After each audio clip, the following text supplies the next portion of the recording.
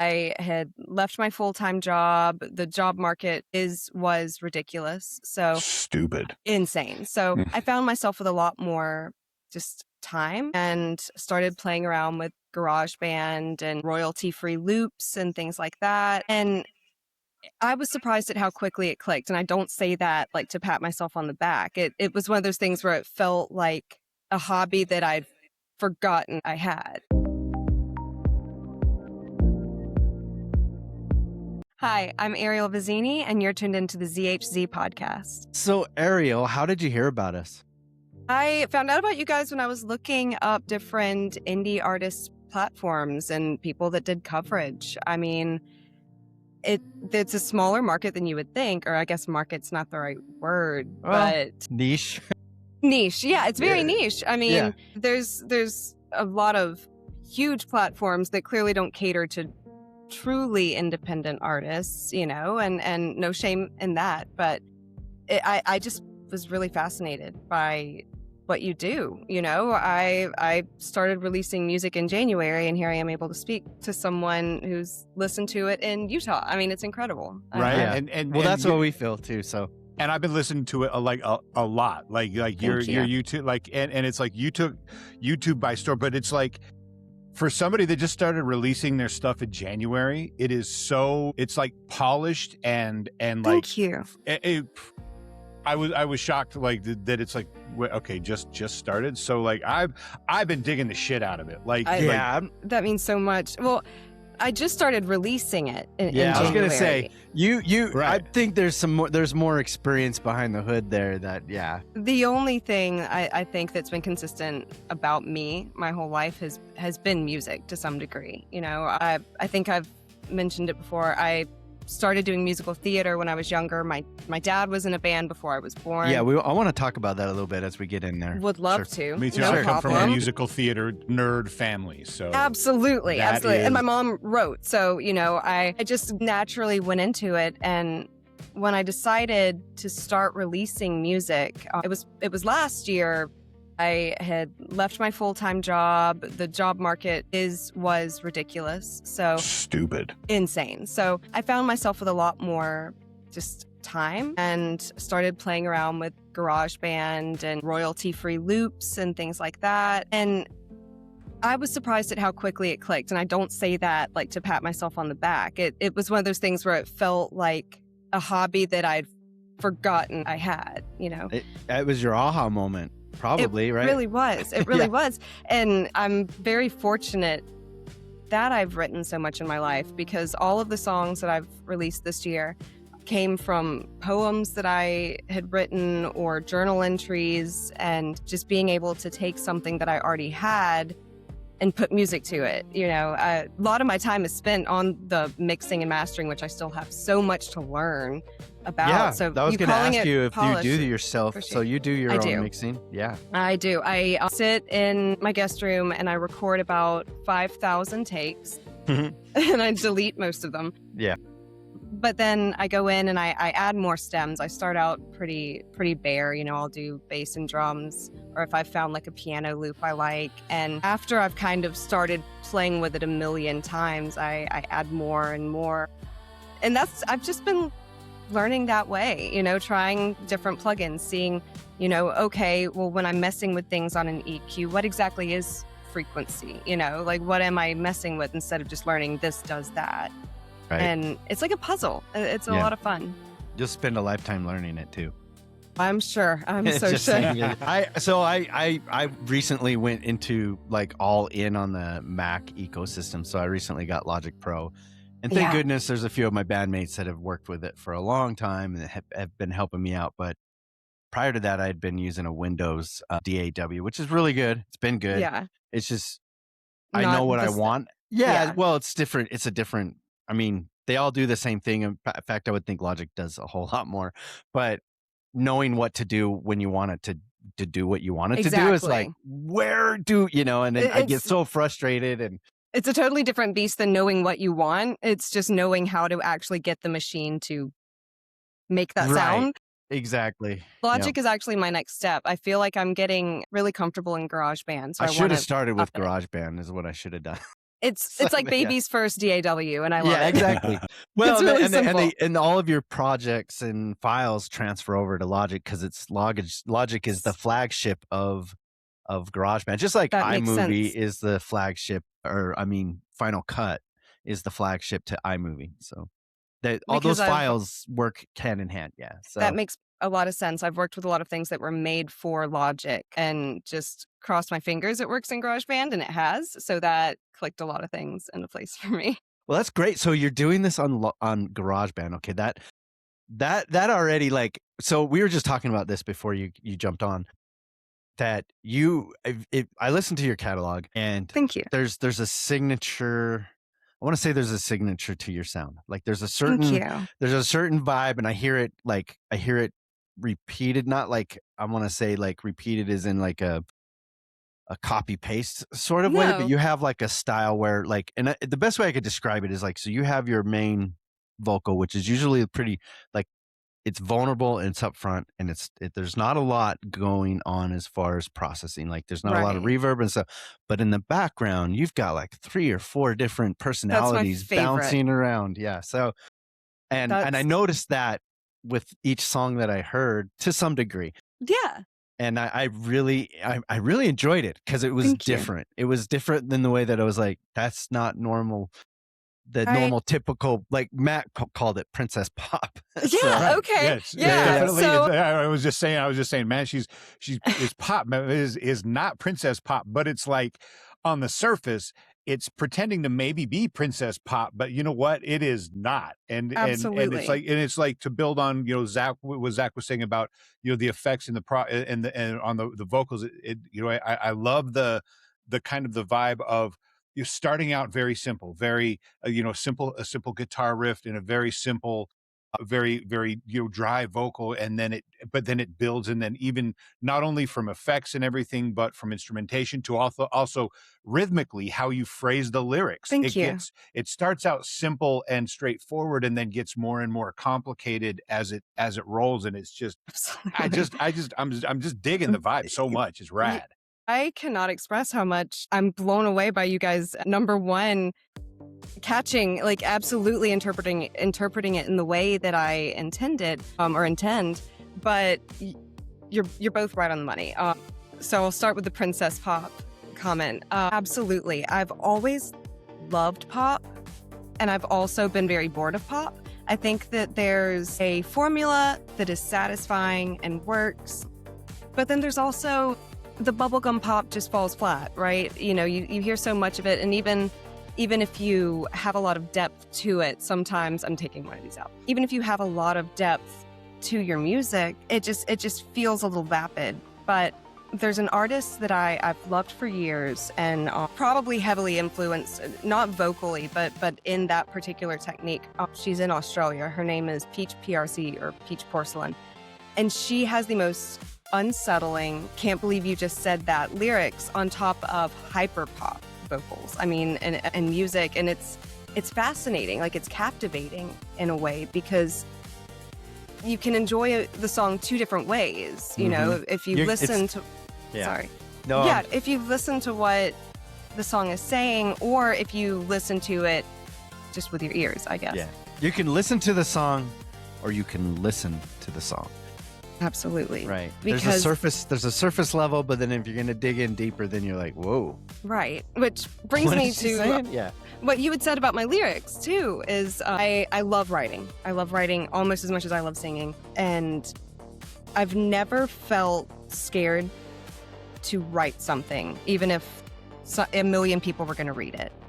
But saying things is not my forte. So naturally, I feel like whenever I write songs, which I try to write start to finish. No one actually does it that way, but I try to not re-edit too much the first verses that I'll write, because there is a sort of holding back that I like about it. It almost feels like a song blooms as you write it. And I like that in my music too. I like that in the complexity of the production. And I'm born and raised in Mississippi, so belting has always been my go-to for vocals. But it doesn't make sense to belt a whole song So those ad-libs, those haunts, that come haunts, inside. That's a good word. Haunts. That's what it feels like. It's the words that don't have words. It sounds cheesy, but well, and your choice of instrumentation is interesting as well. Like you're not tied into one. Like from song to song, I'm hearing, and some of it's like this really analog synthy kind of stuff, and then some of it's just completely different. And I love that because it helps me, because my band is like I call it genre ADHD. We can never seem to stay put, and whatever fills the moment, we do it. Yeah. Right. And I think that's a side effect of, for years, based on the fact that we've always had horns in our band, always being pigeonholed as a ska band. Yeah.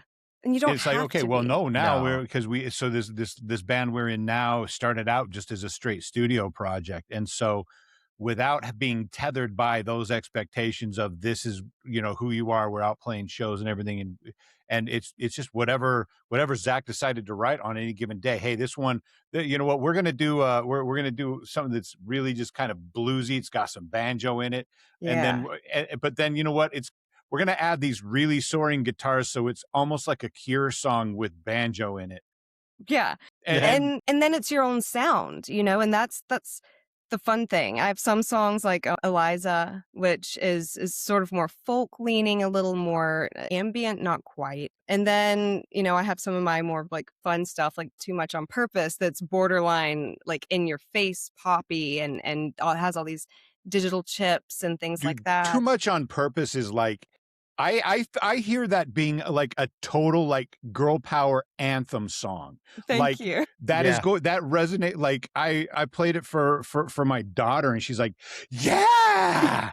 And she said, Dad, I love this is awesome. I'm like, yeah. So but I admittedly, you said musical ADHD. I do have legitimate psychological ADHD. So do I. And I mean, a lot of creatives do. Sure. I know it's a trope, but it's a true trope. So, and I've felt like too much on a lot of occasions, and I was actually mad at myself when I was writing that song. And it's just sort of like fuck it, I'm too much. Cool, why not? Or own it, lean into it. Exactly. Because there will also be days where I am absolutely nothing, and I need to own that too. So it is like a personal anthem. Same with Done Being Sad, which I feel like has a very similar sound. Love that song. I was going to bring that. That's my favorite one out of the disc, the whole thing. It's really, yeah. Thank you. I don't know why. Maybe that one jumped at me, and that one resonated with me pretty hard. Exactly. I went through a couple of years ago, had a pretty about a 15-year relationship come to an end where it was kind of this thing where I had imagined I built my life with this person, and then she was done, and it was like, and I got to a point where you have to make the conscious decision, and I remember thinking to myself those exact words: I am done being sad. I'm done. I'm done letting this control me. So there you go. Absolutely. I've had several periods of my life where I would think it's the worst period of my life, and then surprise, and surprise. Here's another one. There's another round. So fast, my friend. And how else do you like pick yourself up other than just sort of like when I was talking about Too Much on Purpose? It's the same idea of like, something's got to give, and if it's not going to be external, then like I'm just going to do it. And actually very tied to my music, adjacent to my music. A lot of my songs I mentioned were written off of poems that I had written prior. I started really heavily leaning into poetry writing in 2020 when my father passed and during COVID, and I worked in the hospitality industry at the time, so it was a very intense emotional time period. Thank you. But I leaned into it, with writing, and I wasn't writing songs at that time, but a lot of the songs I've released were written in 2020, right when it was red hot, and that definitively was the worst time period of my life thus far. And there is something indescribable about having like something that you've made, and it was an awful time, but having something grow from it that now is allowing me to speak with two really cool strangers, across the country. And, for sure. and you're making an expression that has a voice for people that are feeling the same way, that gravitate to that. Like that is their. Well, we'll bring it up in a second, but it's songs that speak to them in ways that you never knew was ever gonna, and to people you never may even never meet. That's my hope. Yeah. Well, and I think as creatives, I think it's almost our responsibility. That sounds way too fucking cheesy.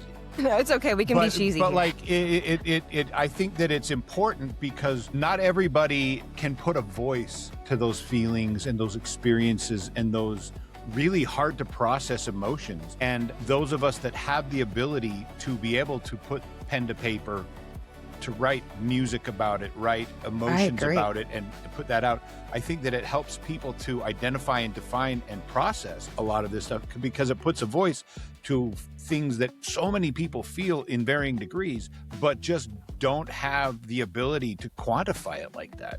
I completely agree. And I also, I do feel like it's cheesy, but true, a responsibility, because think of all of, I am not creative in the way of, filmmakers, photographers, painters. And whenever I see something made that speaks to me, in those mediums, it's so powerful. And like, I'm not so far up my own ass that I think that I'm, creating something that's going to bring, someone to tears but who knows? And yeah, I was going to say it could. Who knows? And I have words, if nothing else. Well, and you have maybe words it has, and you just don't know it yet. Yeah, or you're expressing a feeling that they have that they just don't have the voice to say themselves, and so that's when you're speaking to their heart, their soul. But let's just briefly bring up your dad. So, because you did mention it in the inquiry form that your dad was in a rock band back in the day. Yes, he was. He was. My father was the most incredible man. I'm very biased, but it's also so true. He was born on a small farm in Mize, Mississippi. In his 20s, went on to do this band that, trust me, I'm going through this because we got to get to the band. And then by the time I was born, he was a highway patrolman, right? Until he retired. Okay. So, okay. But he did so many things. And the band, my father's band, was Thunderhead. They formed in 1974, I want to say, or 73. And they released an album under ABC Records. They opened for Kiss. They recorded at little studio in the country in Louisiana with Johnny Winter. I mean, even just live the life for a minute. Yeah, and then I was born, and it's like, wait, but you're a highway patrolman. That's you're like, I don't remember this rock and roll thing. Yeah. But he, my earliest memories of singing were, him just with his acoustic guitar, Ramblin' Man, or something, by the Allman Brothers. And there's photos of him, Googleable, with this long waist-length curly hair, They lived the 70s rock lifestyle. Right. They were on the road. My grandmother wouldn't hear from him for a month or two at a time. And it's some of the most magical experiences I can think of. Yeah. I can't imagine it. So the band was called Thunderhead. Yes. Thunderhead. Yeah, I actually tried to Google them. I couldn't find them, but okay, I'll send you some links. They re-banded at some point and put out newer things. Got the band back together. They got the band back, and my dad wanted no part of it. He said, "I'm done." He was like, "No, I'll support you guys, but I'm done." Guys, I'm sorry. Yeah, he knew that he had a daughter who was interested in music, and he had to make it seem really not cool. But yeah, they released an album in 1975 that it usually is referred to as Thunderhead 75. I'll send you guys some stuff. Yeah, I love it. What did he play? I was about to say, he played bass and he co-wrote lyrics. Cool. And they were traditional Southern rock. I love Southern rock. It's except for they did have a flautist. They had a flautist, so they had something a little different. Yeah, I was gonna say like Jethro Tull. You know what I mean? Yeah. Just they had to mix it up a little bit. Yeah, that's awesome. So, okay, well, if you have a link to share, if you want, I'll put it in the description of the interview, and then people want to deep dive on your dad's history, they can. Absolutely. Cool. Love it. I love Busted that. in Georgia was their biggest song. Busted in Georgia. I love it. Busted in Georgia. I think anyone That who sounds likes... like a story worth sharing for sure. It is. But anyone who likes... Zach's going to go down this rabbit hole because he's got some of Zach's roots are from Arkansas. Yeah. Really? So, Texarkana. That's not too far. No. I don't know why I didn't get the Southern accent, by the way. Like I know. I was kind of wondering that one. because you don't sound anything like my cousins do. Their draw so theater. bad it makes me talk like them if I spend any more than like a week with them. I say y'all though. There's that. Y'all's good. Or Fixin's the other one they all say. Fixin too. No, that one doesn't really sound too natural to me. But no, it's probably the musical theater is the reason why. If I guess. So you said you work a lot in as a director for is that for the music theater thing that you're doing or no? I'm an events director. Okay, what for like weddings or is it for like music events or corporate I wish events? it was more music events. Yeah, it's mostly weddings, rehearsal dinners, personal events and corporate events. I work for a private club here in Hattiesburg. Cool. It's pretty neat. I was gonna say, I'm sure you meet all kinds of cool people. I do, and it's nice, especially as a creative, because it's not your locked in 9 to 5. I have some crazy weeks. Sure. Some crazy when it's busy, hours. you're busy. When it's busy, you're busy. But when it's not, they're not going to be mad at you for showing up at 10 o'clock or whatever. Exactly, and it works for my brain, right? And it helps me still feel connected to some type of live experience world, and you're even when I'm plugged in. Yeah, and it's a production. Exactly. I think I came up through the hospitality industry. I was a food and beverage supervisor at a upscale resort on the Oregon coast, and did events, did weddings, did big banquets, and all of that stuff. So, and from a musical theater family. So girl, yeah. You get it. And I love it. I love it. I didn't even enter the hospitality industry until I was 26 or 27. And number one, I'm glad. I would have made so many bad decisions. My God. Mm-hmm. But it's so fun. It's so much different than anything else. It's going to drive me insane, if I stay in it too long, but... It will. Well, it might drive you insane to have a regular job too, though. Right? Yeah, that definitely, grass is greener. Yeah, exactly. I had then you turn around and you realize you ended up in an HR career, and you're like, how the hell did I get into HR? Because I'm the kind of person that, like, people that knew me years and years ago, they're like, wait. Is that you? Are you sure? Shouldn't you be reported to HR? That type of thing. I was known as the walking HR violation. Yeah. So. Yeah. Well, that's great for Haldy then. Yeah, exactly. That's what makes him good HR. He already knows all the tricks. That's exactly what it is. And he speaks fluent Spanish, so that's a bonus too. So absolutely, I took 2 years of French, and I can probably say 2 sentences. Yeah, I was gonna say I know very little. All I remember is la piscine, which is the swimming pool. And the only reason why I remembered that was because it just, to me, it sounded like I know pissing in the pool because of Little Mermaid. Yeah. See, I was going to say La Poisson, not because of Little Mermaid. I actually actively avoid a lot of Little Mermaid and Disney princess stuff my whole life because I was named after one. Yeah. So were you named after the Ariel? I was. All right. That's cool with me. I'm a bit of a Disney nerd, so I'll let that. I'll let that groove. Yeah, he'll take that in pride. So. You can thank my sister. She was 2.5, and I always make the joke she had to be very insistent because my mom went with it, and I'm lucky that she liked The Little Mermaid. And I was an anime kid, so like, oh my God, I'm glad they didn't have a third kid because what would it be named? Yeah. But Ariel, it's a nice name, but the amount of under the sea jokes that have been made in my life, I'm sure. Everyone spells my name wrong. Well, of course, because it could be spelled a million different ways, and every single one they try is the wrong way. But every way the full spelling. That's it. I've actually had that happen with like a DMV or whatever. And like, can I have your full name? I'm like, yeah, it's Zach Andrew Davis. They're like, no, your full name. I'm all, yeah, it's Zach. No, your full name. I'm all, do I need to slow down? Zach is my you know full what? name. You know what's great though is that every spelling of Zach rhymes with he's a Lego maniac. There you go. That's fair. Yeah. It's always good. No, my high school also misspelled my name on my diploma. So Well, my high school yearbook was spelled ZAL, so Zal. I hadn't picked up It's my 3 yearbook letters, the last man. day because the K It's and the Zal L on a Davis. typewriter right next, somebody typoed it, and everyone's like, "What's up, Zal? Hey, Zal." Just I'm draw like, a "What the little hell is bracket going in on?" Yeah, I everyone's- didn't understand. As soon as I got my yearbook, I looked. I'm like, "Oh man." It's immortalized in a yearbook, man. Yep. God. Anyway, so Rinse and Repeat, new song. Yes. And to be honest with you, they're pretty much all new songs. Like your Yeah. catalog is like, I've slowed down now.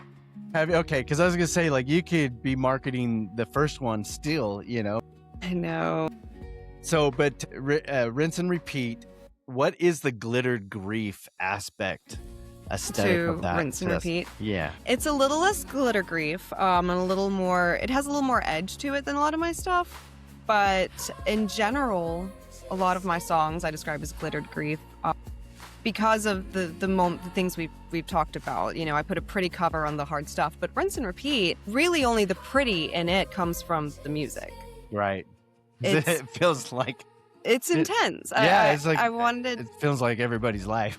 It's like rinse, Yeah. repeat, rinse, repeat, Rinse and repeat, and it doesn't Yeah. matter. You know, I wanted it to be really not appealing to everyone, but interpreted in multiple ways because it's about patterns you can't stop. Like being aware of them does not solve them. You can know you're doing it and you're still doing it, and so I feel like a lot of people could relate to that with addiction, with partners, or personally, you know, just bad Insert choices. whatever here. Insert noun here. Yeah. Yeah, but rinse and repeat because you're going to do it again. You know.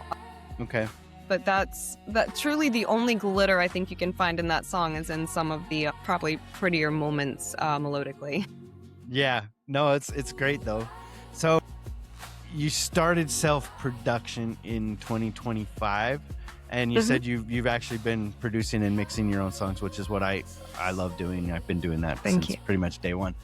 What was your first like scariest EQ knob is what it says, but it's like what aspect of the mixing and the engineering side did it just like, whoa, there's a whole can of Pandora. God. Yeah, I'm opening up a huge thing here with all this. So It's a very, very basic thing, but I can explain why it's my answer because I'm sort of having a start from scratch, learn moment with it. But compression. nah, it's always compression. It's always compression. Like, and it's so funny because another friend of mine, I had to interrupt. Sorry to interject. No, you're fine. One of my close friends, he started off a garage band for years and years, and he's like, dude, I just never did the compression thing until I got into Logic, and all of a sudden I was like, compression? What is compression? You know, Yeah. I wanted to ask you when I was listening to your catalog. I'm like, I wanted to pick your brain on the compression thing, but I didn't want to get too far in the weeds you're fine. because, yeah, we started going over everybody's head when we started doing that. But Well, my first few songs that I put out, I don't even know if I really did much, or if I did, I was just not knowing what I was doing. I'll have to open them back up one day because it was so scary. It was, you know, until I started actually learning a DAW, I didn't even, when you listen to a music as just a consumer, you don't think about the simple stuff like panning or, you know, you don't listen balancing to the it that phones. way. Yeah, you know, so much less all of the very specific things. So compression, it took several songs for me to even understand, okay, this is what it achieves, you know, instead of just squashing it, I guess. No, Yeah. it's, you know, giving it room so it doesn't end up squashing itself. And with Rinse and Repeat, it's actually the first song that I've attempted parallel compression because I try as I might, my vocals are going to get a little dynamic and I never want it to be like chasing volume. So you parallel I'm compress learning. your vocal chain? I did. Oh, okay. Mm-hmm. If I'm understanding parallel compression, right? Like I'm an internet learner. Yeah. So Well, so with parallel compression is basically you're taking a compressor and yeah, you're squashing it. Like you're doing a like massive amount of ratio, like 10-to-1 ratio, and it's meant to sound really bad by itself. But the trick is that you make do it very quiet. Yeah, so you like yeah. you have a sub channel that has your, subgroup or whatever, a send that you Yeah. have that Yeah. compressor on and you slowly bring it in and it adds a little sizzle to the That's what voice. I think I've done with Yeah. this one. A lot of people do it mostly with drums, to get that kind of powerful drum, to get the drums to kind of pop out of the mix. But Yeah. you could do it with vocals too, and I've done it with vocals as well. So yeah, Well, I experiment a lot more comfortably, I think, or not more comfortably. I experiment more, period, with the vocals because that's the thing that I have the most control over. that's kind of your All. signature though too. Thank you. Yeah, no, you should completely keep doing that because, like I said, like I'll hear a lot of pop music, especially with a 12-year-old daughter in the house. Yeah. And what I don't hear a lot of is this vocal playground. Thank Like you. it's usually pretty processed. It's very productive, like almost factory production, even with like some Yeah. really good artists that are really good, like Yeah. I Sabrina mean, Carpenter there's an avenue for and that for right. sure. It But doesn't have to be bad. but yours was unique in a way that it was like, yeah, okay, this is like, and when I heard the next song, it sounded similar. And I'm like, then I heard the third song and it sounded similar. I'm like, that's how I will always know now when That's Ariel. I'm like, well, there's you. Ariel. That's her shtick, Well, and I'm sorry. no, go ahead.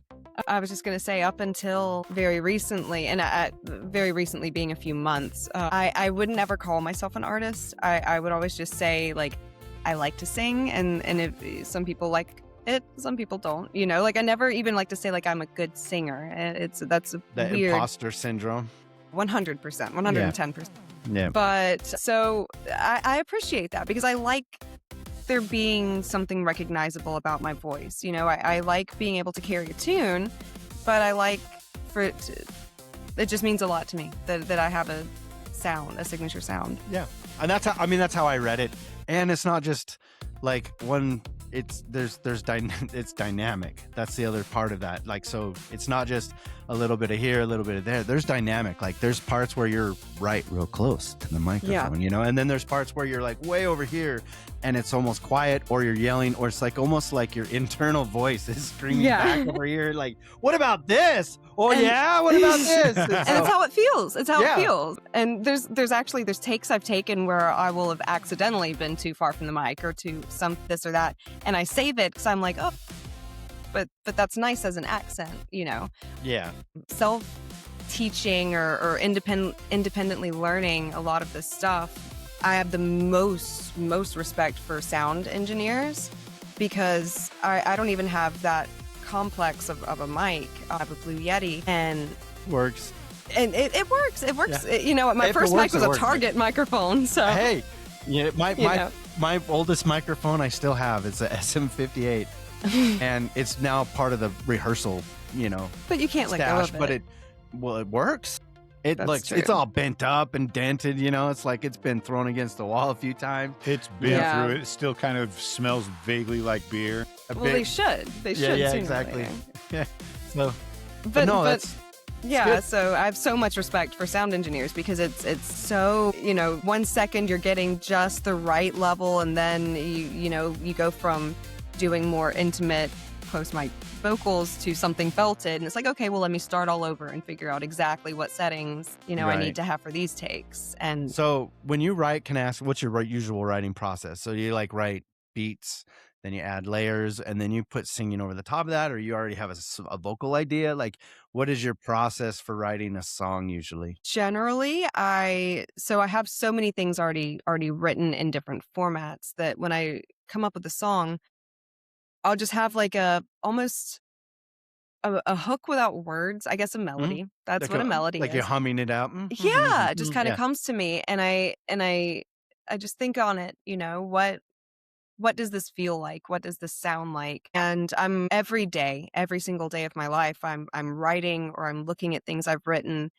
and it's sort of like playing match, and I don't write music. I can't, write music very well. I'm very, very basic. So I rely a lot on recording myself over and over and over again until I find things that I want to use in that song. Maybe that's part of it, is that it's raw. You know what I It's mean? Like very it's unfiltered. It's in a way that there you go. I don't want to say it's not like so you don't read music or you I play do. by ear. I Oh, can okay. read music, but again, it's at a very basic level. You Yeah. know, like I've been in shows and I get my stuff and I can bang it out on a keyboard to rehearse, but I could not confidently, I guess. I couldn't confidently write music. I'll give it a shot one of these days because I have a keyboard, I have a guitar. Right. I'm just chicken shit. Yeah. Hey, You know what? Been there, done that. self-aware. Right. No, I mean, I write I just about it. love it because you are a creator, and you know more than just like. And it seems like in the show we never really dive kind of into those that write music.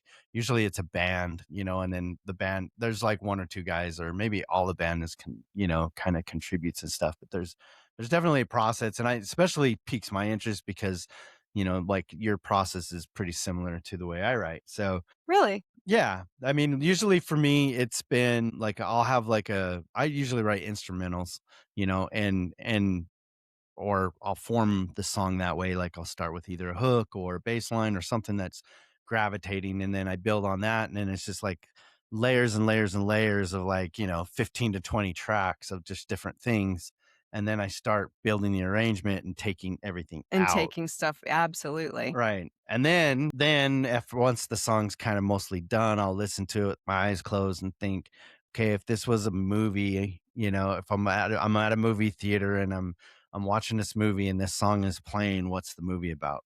And then that's where I'll find my lyrical I like story. that. Yeah. I like that. Yeah. I think it's interesting that we have really similar process, but I'm almost always, other than that initial like the musical idea for the song, I'm very lyric first. It gets edited a whole bunch mostly. Sure. I But tried that and it just Well, never worked for When me. you, Like what's funny is that I've always been shit at songwriting. I tried Really? a couple of times and I just don't. But when Zach has an idea of a song, kind of the bare bones of it, I have always been able, like I can hear it, like the melody for a chorus that he's written. I can hear it one time, and instantly in my head, I'm hearing 2 or 3 different harmonies that I want to Yeah. sing, and so which I'm harmonizing horrible with at. him. Like I can And never so, get the and so, harmonies in fact, when Zach and I first, I came into audition for the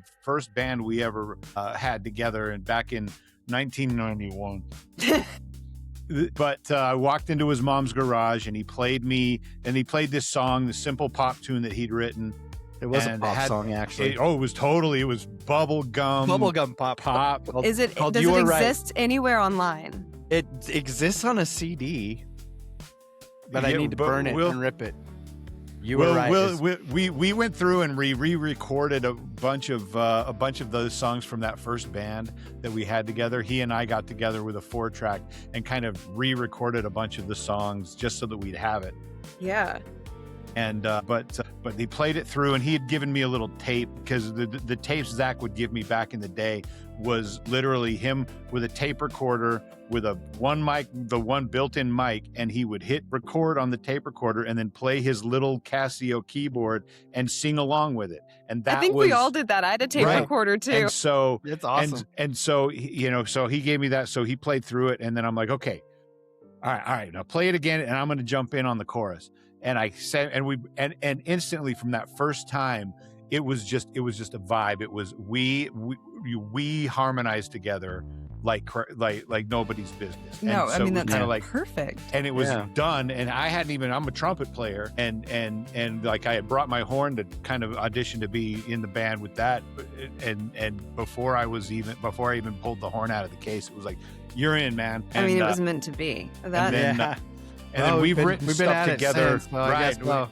We've been, Love and then it. when we write, over the years we write. We used to, from time to time we do a lot of diving into like rap and stuff like that, where we'll rap, we go back and forth and trade Yeah. verses and trade lines and stuff like that. And like, so when I would write my rap lyrics, it always came rhythm first. So I'd hear the groove and I'd feel it, and I'd just kind of scat and say nonsense, and I'd figure Yeah. out the shape. Yeah. And then you fill in. Yeah, you fill in then Then you got to be poetic and fill in the words lyrically, but yeah. But the shape is the perfect way to phrase that because that's how it feels. And I feel the same way about my lyrics. I cannot rap and I can't write rap. Mad respect. It is too many words. I said I have many words, so that's too many words. Too many. You're like, I got a limit. I got it's one character over, but the wordplay, like not just the rhymes, but the cadence of a song, like it really does feel like the shape of something, and it's like you're on a ride almost, and it's got when you hit that right flow with it, it's so satisfying. And for sure, I'm so envious that you guys like have known each other and been able to like work together so long. Hey, I didn't have like anyone other than family. Like I did not sing around anyone until I started doing musical theater. Yeah. Because I was too scared. I was too scared to just jump in with someone, and that's so cool. So did musical theater kind of bring that out in you? Is that where you kind of caught that spark and got the confidence to be able to actually perform? Well, it's definitely where I found the confidence to perform, and it's definitely where I realized how relieving might not be the right word, but the feeling of so many people looking at you and paying attention to you, but they're not judging you because you are a performance, you're an experience, you're part of a bigger production. Exactly. And I don't really have social anxiety. I just have anxiety. A lot of anxiety. Anxiety in general. Yeah. I don't need to label it. But it does happen socially. Yeah. So, I've always made jokes about how I hate to be perceived. I hate, just that other people perceive me point blank period. But being on stage, especially as a character, especially in a musical theater context, made it not a scary thing. That's interesting because usually that's terrifying for people. Do you have what's the favorite role you've ever played in musical theater? Okay, so it was high school, so I don't know if that's like lame or not, but Rizzo. I was Rizzo in Grease. No shit. Nice. Yeah, and that was it's an alto's dream because like what other major role, It was so much fun. I was a senior. I got to be like, I was not the bad girl, so like getting to play the bad girl was super cool. Yeah. And then I was also one of the wicked stepsisters in Into the Woods. So I guess fun. Cool. Just get cast as that. Yeah, it's a lot of fun. Yeah. But it helped me with releasing my music or sharing my music. Right. It made that part not scary because it was the same. I was just gonna interject just a little bit because we'll talk about your releases because you're really selective on where you're distributing your music. I found it's hard to find your stuff. Like I found you on SoundCloud. Yeah. But you're not on Spotify. Yeah. And you're not on. So is that a personal choice or is that just like I haven't figured it out yet? Or it's a perfectionist choice. I've just recently, I would say, with my last 3 releases, Rinse and Repeat, Last Exit, and Performative, I've just reached a point where I would be comfortable widely distributing. So it's a comfortable thing. Okay. I was just curious because I'm going to tell you right now, Ariel, I have heard stuff on Spotify that is way worse. Way worse.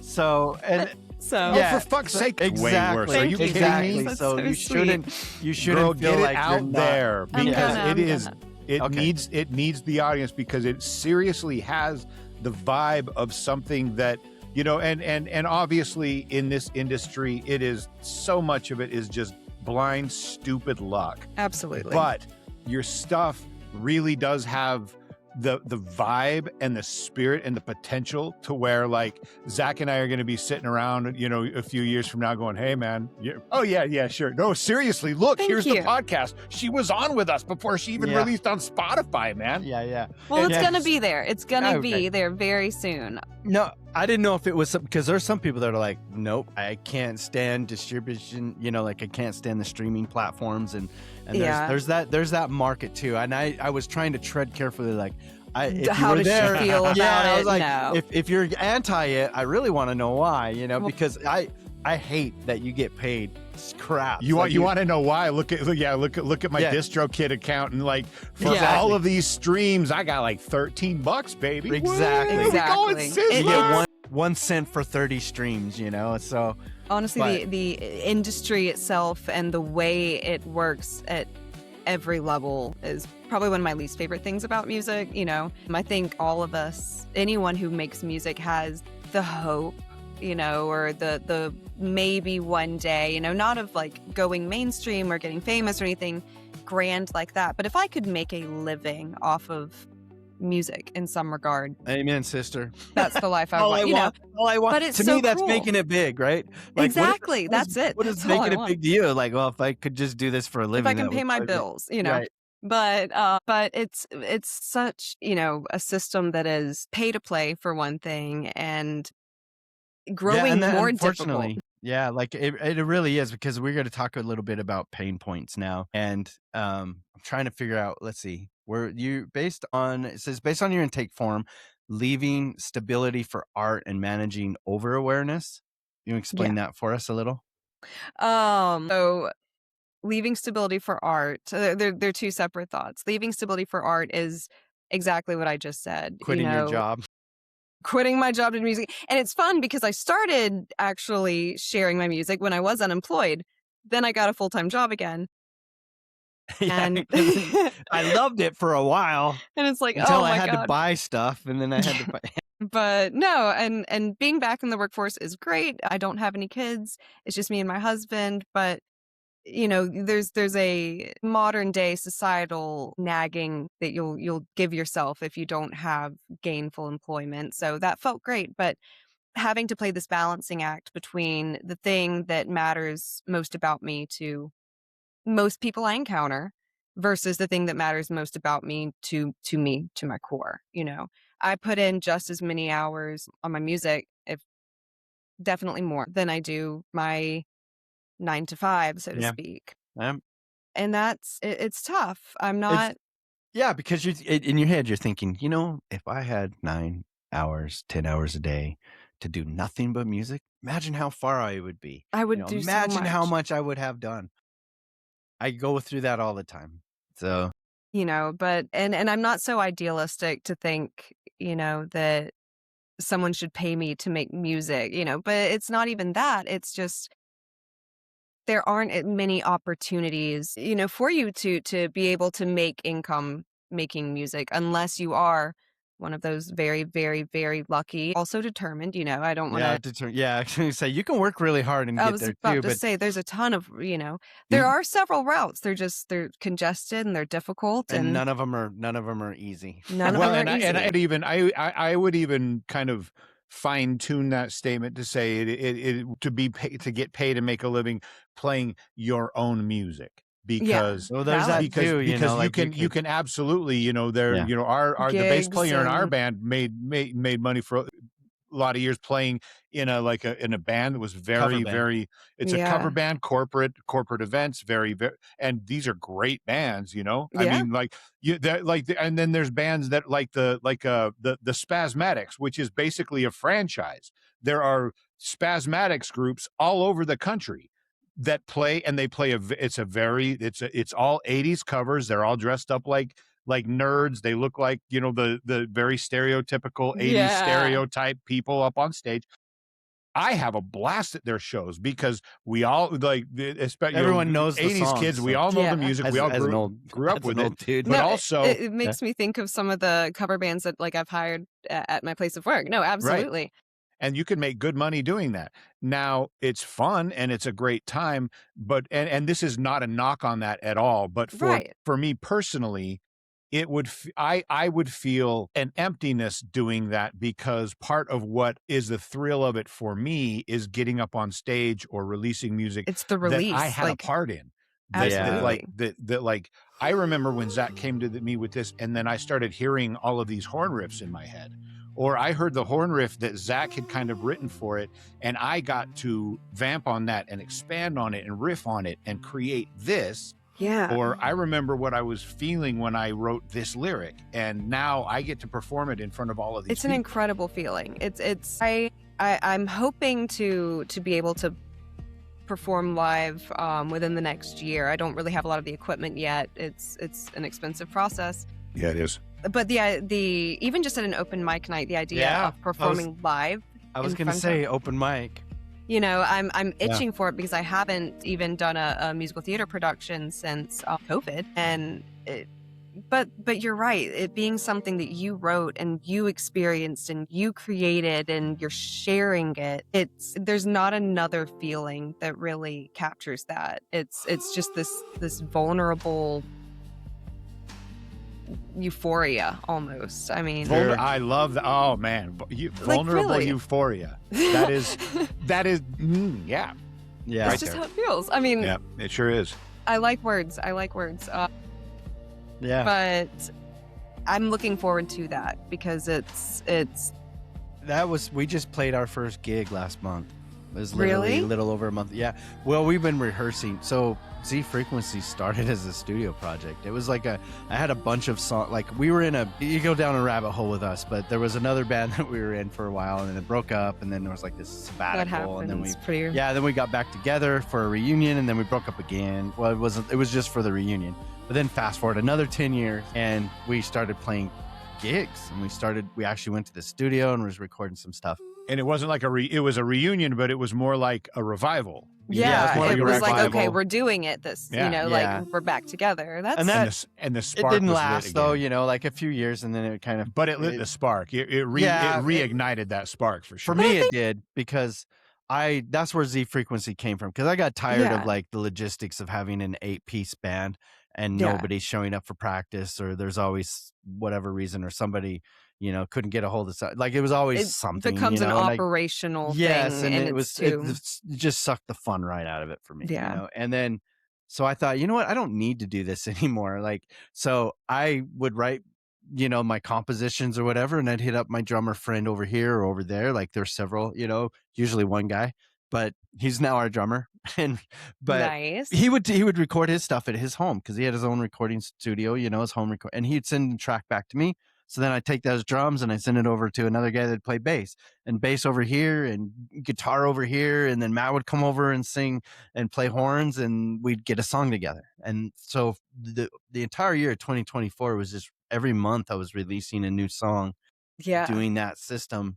And in August of 2025, we decided to, I was like, I want to do this live thing. And so we got a bunch of guys together and most all of them had been part of one or two of those songs in the past. And I said, hey, you want to play, live? And so, so now we're a live band. But anyway, we just played our first gig and it went really well. I was about to say, it must have been incredible. Like I've it's actually on YouTube now. I just released it on June 1st. Yeah, because my husband's gonna get so sick of everything I'm gonna make him watch tonight. Like no question. Yeah. So is he into the same kind of stuff? What kind of music is he into? Actually, somewhat. He's into a little more harder stuff than I am. He likes a good bit of like screamo to metal. He likes EDM. But there's a girl who's gone very viral online. Mafra, I think is her name. That sounds Mafra. That very sounds recently. familiar. She's very, very alternative, very, goth in appearance. And I've never heard someone whose vocals, even her absolutely unprocessed stuff is incredible. And so he's been listening to a lot of her. And so he'll bring her up and I'm like, let me hear it. Because I'm always so interested in hearing someone and I'm just like, we can find inspiration in there. Yeah, exactly. Sure. That's cool. But we have some overlap. We do. We're more of a reggae rock, ska. I like to blend a little bit of a southern rock vibe into the reggae scene, Whenever I think reggae rock, the first band that always comes to mind, oh man, and their name has escaped me. Welcome to old age. Santeria. Sublime. Yeah. Loved Sublime when I was way too little to love Sublime. Yeah, I know.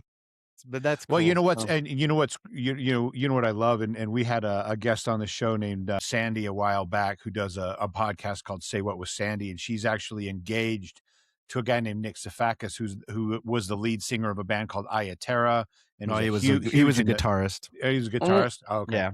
But I mean, he's a massive reggae guy. Well, but he's a singer interviewed. now. That's where I got confused. Yep. But sorry. Well, he would sing too, but he wasn't the lead. Seems I have touched a nerve. They broke off. He's right. Maddie. They broke off, and then the lead singer started a metal reggae band called Aurora Wave. And that's really wicked shit. That it is so cool. It's hard for me to even imagine what that sounds like. Right. Oh yeah, no. But then you hear it and you're like, oh my God, wow, cool. Yeah. But she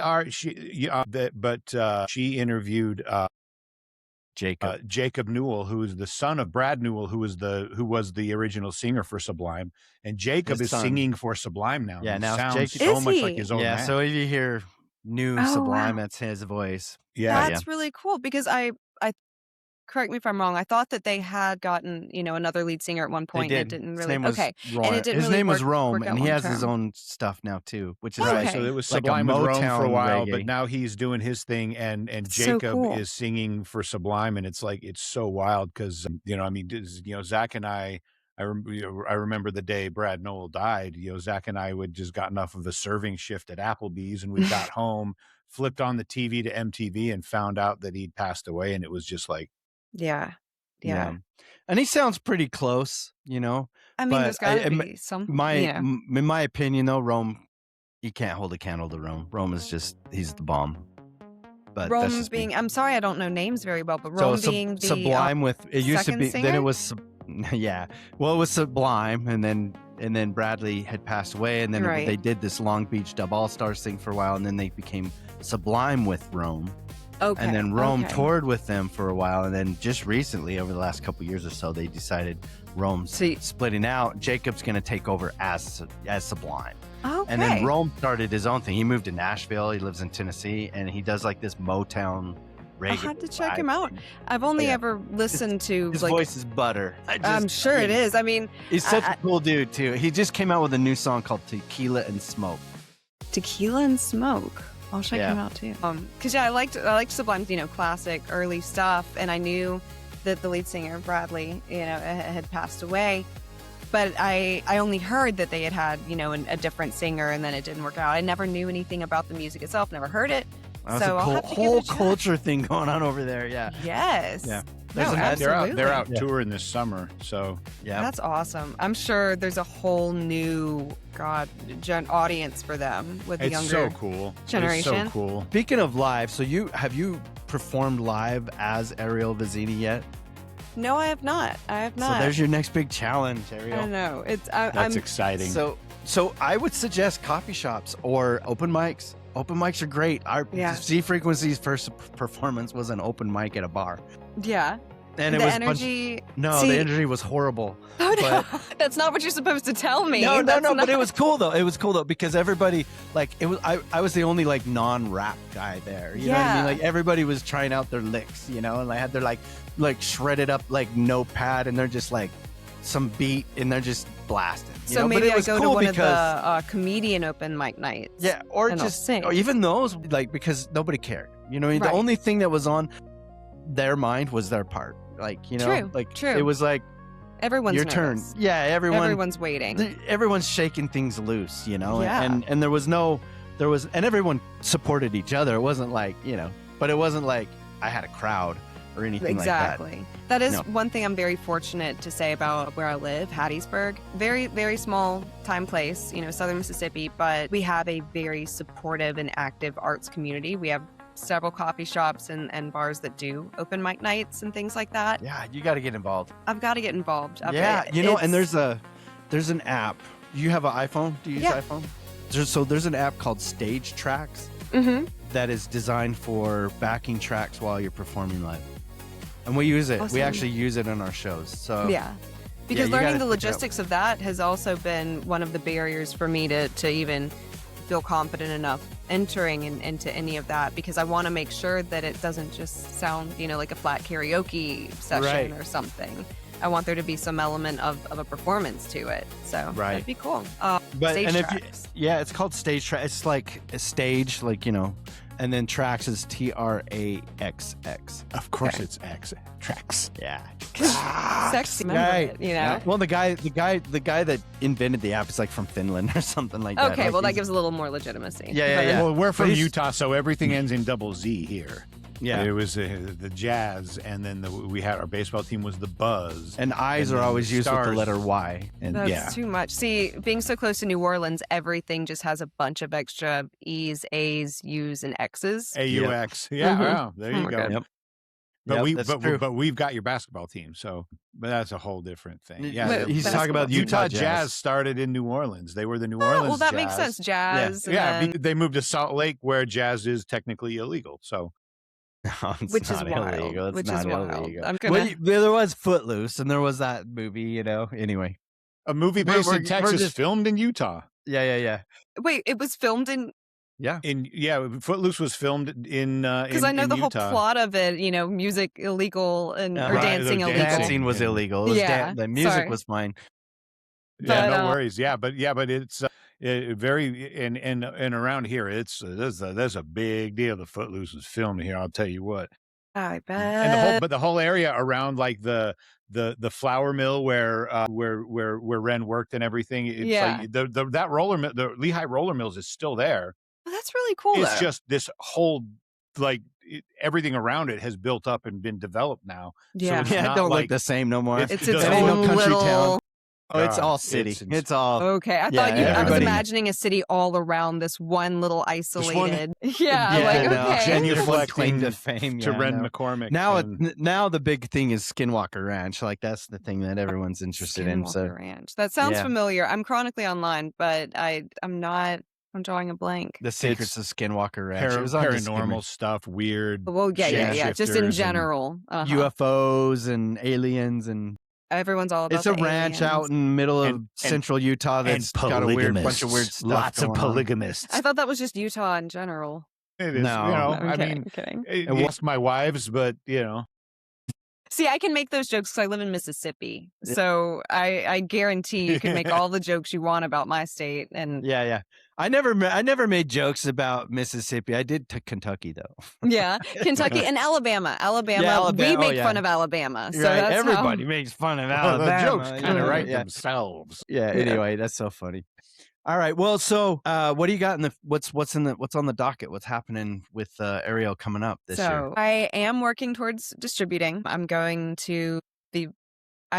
picking between two different distributors, and once I finish that decision, as long as that takes me, I'm going to be releasing new music going forward on all major streaming platforms. So the songs you have now are not going to be. They will, but I want to work on them more. Yeah, okay. I want to revisit it. I want to make sure that the skill level I'm at now, especially early songs like 4 a.m. and Spearmint Ghosts, I want to be able to have them the same quality level as what I have now. And I want to be able to, I don't want to say market, I don't want to say promote.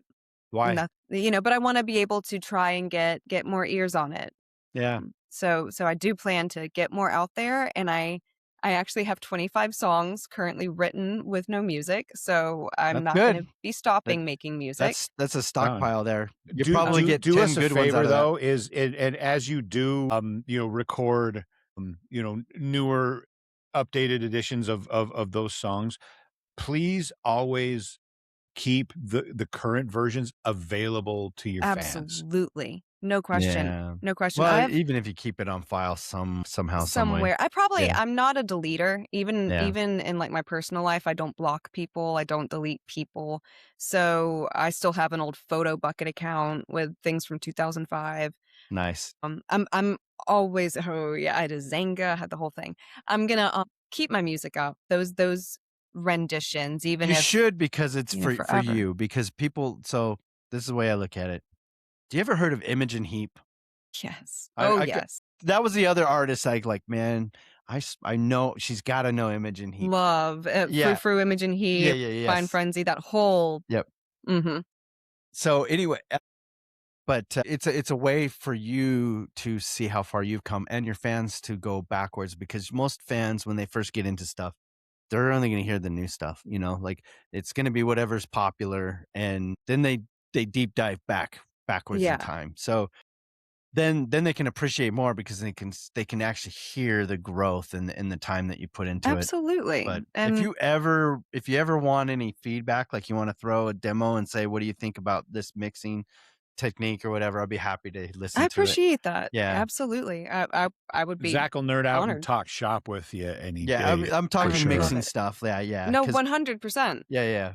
I don't have anyone in my real Circle. life that's interested, much less like knowledgeable about that kind of stuff. Yeah, I do it all the time. I pass it off to my engineering nerd friends. Hell and yeah, he sends absolutely. them stuff. We're like, change this and this. What about this? Usually it's like it's more of a suggestion because a lot of times they're like, dude, I've already decided this is how it's going to be. But yeah, I want to hear what you think, and then you're like, well, I think if it were me, I might do this and this, but it's still pretty good. I'm on all of the independent artist feedback sites like Submit Hub, and that's the only one coming to my mind right now. Yeah. But stuff like that. So those will give you good feedback. I generally love it. Unless you're trying to pitch to playlists, then they're like, they always have the buts. I really like the arrangement. It really focuses, but yeah. It's just not my vibe.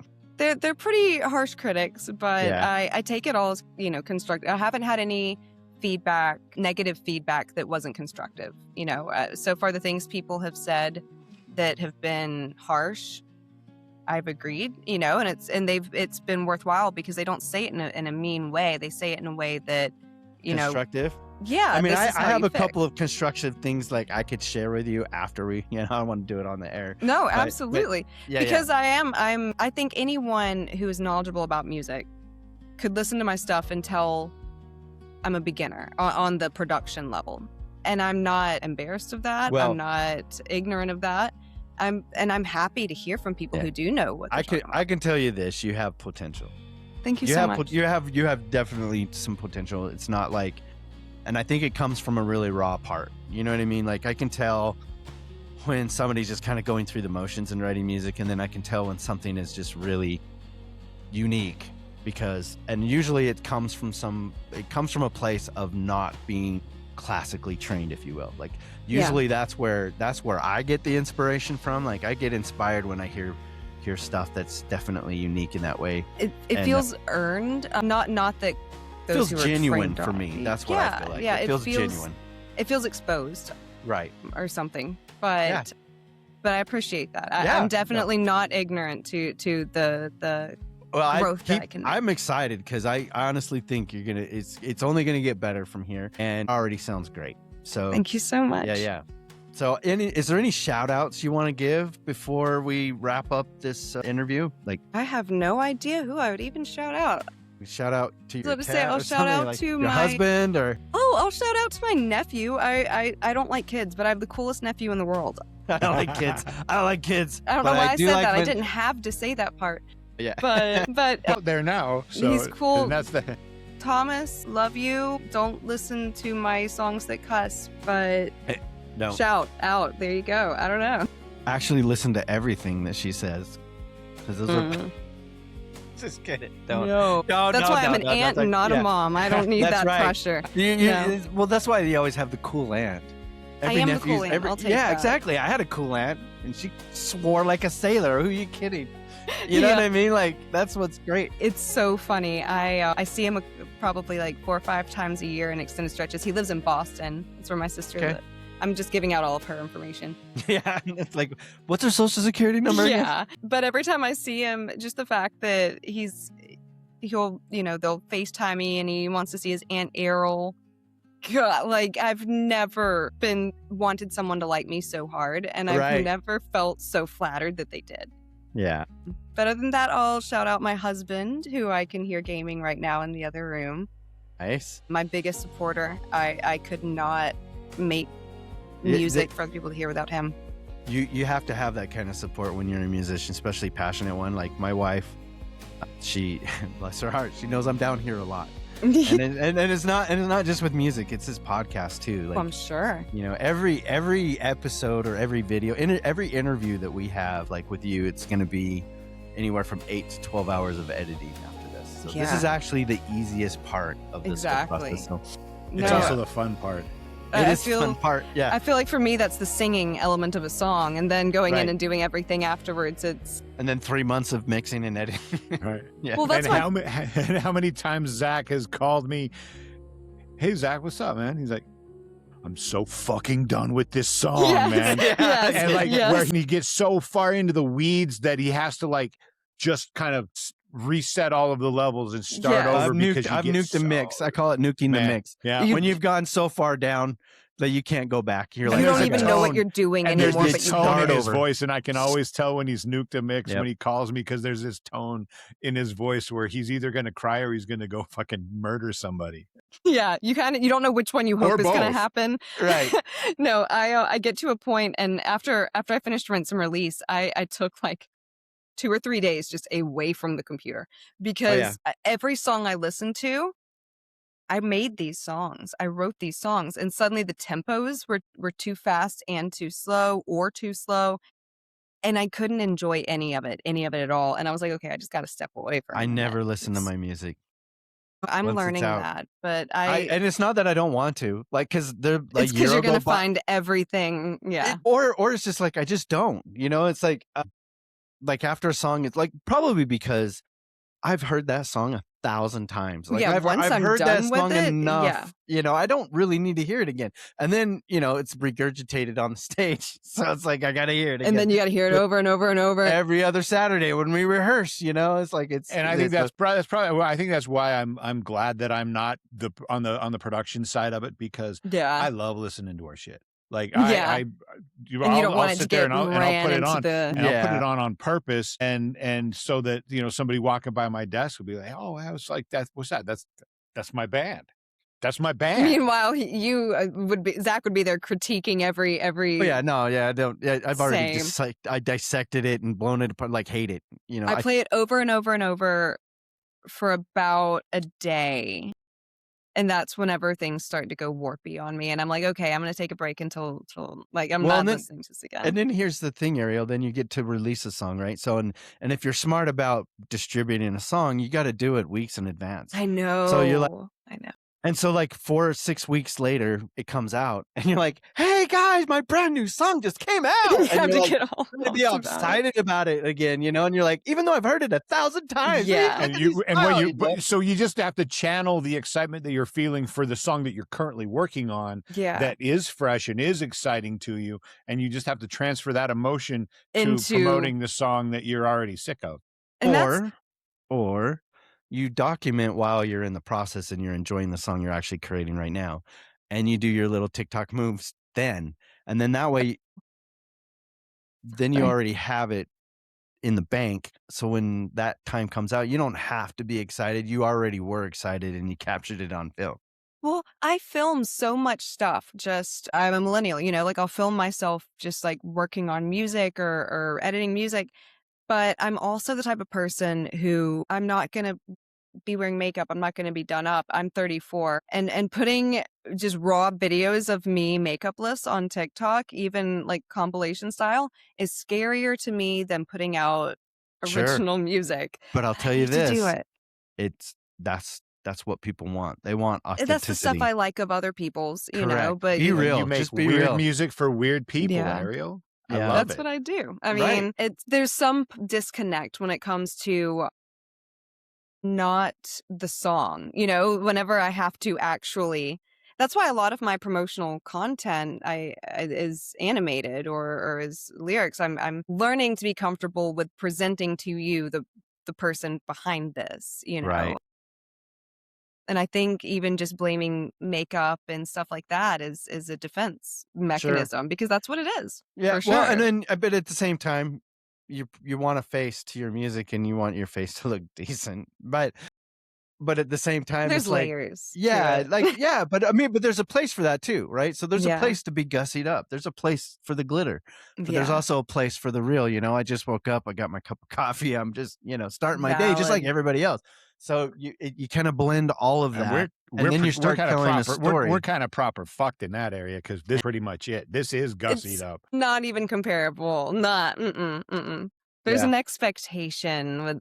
It's silly. It's unfair. It's absolutely not fair. It's like I would say it's just showing my face short form social media content is way more nerve-wracking than any performance has ever been. That's a huge respect to podcast creators too, because I mean, it's the same thing, only long format. I feel like it's you staring at you for a long time. It is definitely. I know, I have a hard time watching or even stuff on YouTube. It's like, I just relived this. I've actually edited this like 50 times. Yeah. I mean, I'm not even good at eye contact in person. Like staring at that's so much. That's so much. But I'm glad you do it, but I love sharing this. I love one that we originally did it so we could try to just get connected with other musicians or like-minded musicians, and it's kind of grown into a thing where we're providing a platform, a voice for the underdog. You know what I mean? The little guy, like, come up and speak up, like, and then I was surprised at how many really have a good story to share, and that's why I love it. So, and I want to say thanks for coming on, and thanks for seeking us out. And where can people find you? People can find my music at YouTube. My handle is at Ariel Vizzini. On SoundCloud, similarly, Ariel-Vizzini. And very, very soon to all major streaming platforms. And you can find updates about that at those. What about the social stuff? Like, where do you hang out? Yeah. TikTok. I'm always on TikTok. I'm so sorry. My handle is Wariola. Areola with a W in front of it. Okay. Didn't know I was going to do music before I came up with that handle. And then... Hey, did you know you can actually change your Gmail? Your Gmail? Yes, you can change your Gmail and still keep all of your...